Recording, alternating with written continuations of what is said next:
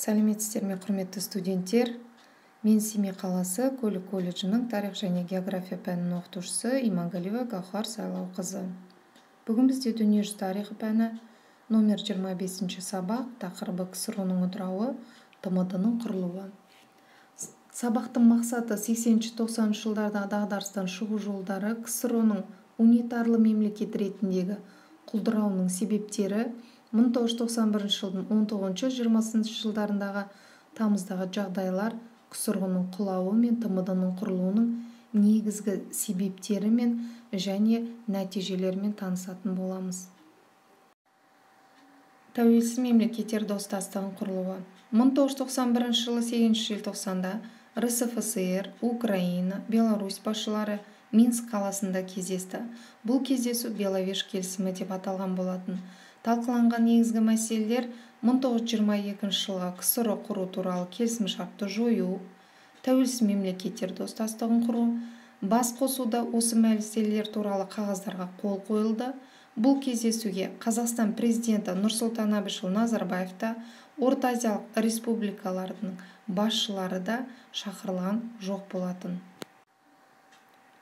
КСРО-ның ыдырауына әсер еткен факторлар: политикалық, саяси, экономикалық, социал, әлеуметтік, технологиялық. КСРО-ның 1922-1991 жылдардағы басшылары: Владимир Ильич Ленин, Иосиф Виссарионович Сталин, Никита Сергеевич Хрущев, Леонид Ильич Брежнев, Михаил Сергеевич Горбачев. 1991 жылы 13 желтоқсанда Қазақстан, Өзбекстан, Қырғызстан, Түркменстан, Тәжікстан басшылары Ашхабадта бас қосты. Орта Азия мемлекеттерінің басшылары Минск Беловеж келісімі шешімін қолдайтындықтарын білдірді. 1991 жылы 20 желтоқсанда Қазақстан, Қырғызстан, Өзбекстан, Тәжікстан, Түркменстан, РСФСР, Украина, Беларусь, Армения, Молдова, Алматыда бас қосты. Оған Грузия бақылаушы есебінде ғана қатысқан болатын. 1991 жылы 21 желтоқсанда Алматы декларациясы және де сол декларация кезінде қатысқан мемлекеттердің президенттерінің келісім туралы қолдары қойылған болатын, және келесі видеоны тыңдауларыңызды сұраймын. Құжатта ең алдымен ұйымға мүше мемлекеттердің тәуелсіздігі мен егемендігі құрметтеліп, тең құқы сақталатыны қадап көрсетілді. Оның құндылығы да сол болды.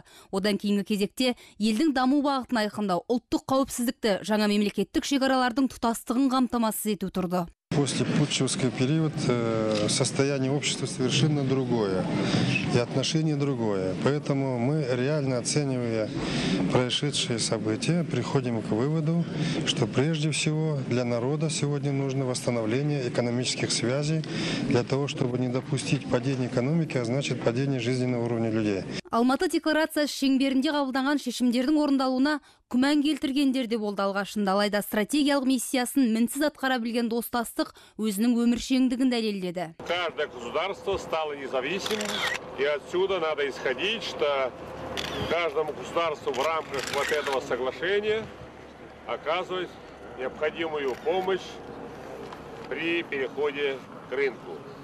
Структура с центром, с централизованной командой, с разнарядками, с распределениями и так далее, это одно, и содружество совершенно независимых государств для того, чтобы можно было лучше скоординировать свои действия между собой, это совершенно другое. ТМД мемлекеттері табиғи және экономикалық мол мүмкіндікке ие. Оның территориясы жалпы құрлық көлемінің 16% алып жатыр. Яғни Оңтүстік Америка, Австралия және Антарктида территориясынан бірнеше есе үлкен.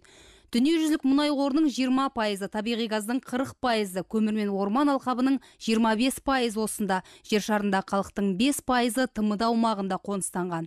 Смотрю с оптимизмом. Надеюсь, что здравый смысл победит. Сейчас накануне перехода на рыночную экономику нам надо быть вместе. Экономикасы жоспарлы, бір орталыққа тәуелді болып келген 11 ел жеке тәуелсіз мемлекет құрып шаңырақтарын көтерді. Алайда орналасуы, саяси экономикалық жағдай ұқсас елдердің ТМД сияқты ортақ ұйымға бірігуі уақыт талап еді. Демек, осы Алматы кездесу кезінде келісілген мәселелердің аса бір маңыздысы ядролық қаруға қатысты бірлескен шара жөніндегі келіссөз еді. Оған қолдарында ядролық қаруы бар мемлекет есебінде Беларусь, Қазақстан, Россия Федерациясы және Украина республикаларының басшылары қол қойылды. Мемлекеттер келісімі бойынша қатысушылар ядролық мәселе жөніндегі саясатты бірлесе жасап, тәуелсіз елдер достастығына енетін барлық республикалардың ұжымдық қауіпсіздігін қамтамасыз етуге тиісті болды. 1991 жылы 25 желтоқсанда Михаил Горбачев президенттік қызметтен кетіп, оның орнына Ресей Федерациясының президенті болып Борис Ельцин сайланған болатын. Тәуелсіз мемлекеттер достастығы ыдыраған КСРО орнына 1991 жылы 21 желтоқсанда құрылған ең үлкен халықаралық ұйым болып табылады, және осы ұйымның президенттері өздерінің кездесу барысында ТМД мемлекеттерінің тұңғыш туы мен эмблемасын қабылдаған болатын. КСРОны ыдырау барысын тездеткен 1991 жылы тамыз бөлігі 1991 жылдың қазанына қарай көптеген республикалардың өз тәуелсіздігін жариялауына септігін тигізді. 1991 жылы 16 желтоқсанда Қазақстан Республикасының тәуелсіздік жөнінде конституциялық заң қабылдау үлкен айтыс-тартыстың арқауы болды. Сөз жоқ, осыдан бір жыл бұрын Қазақстанның тәуелсіздігі жөніндегі заң көптеген қарсылықтарға ұшырар еді. 1991 жылдың соңғы 4 айының ішіндегі саяси процестер тығырықтан шығудың табиғи жолына бастап әкелді.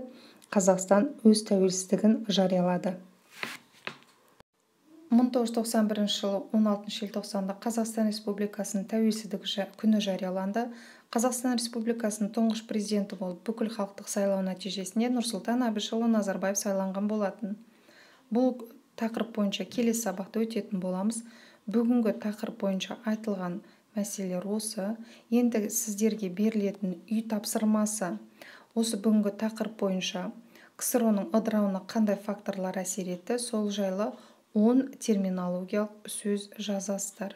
Сонымен қатар КСРОның 80 жылдарда қоғам жағдайы байланысты саяси қайшылықтар, экономикалық қайшылықтар, әлеуметтік қайшылықтар, мәдени-рухани қайшылықтар деген кестені толтырасыздар және үй тапсырмасын Canvas платформасы арқылы кері байланыс жасайсыздар. Тыңдағандарыңызға рахмет.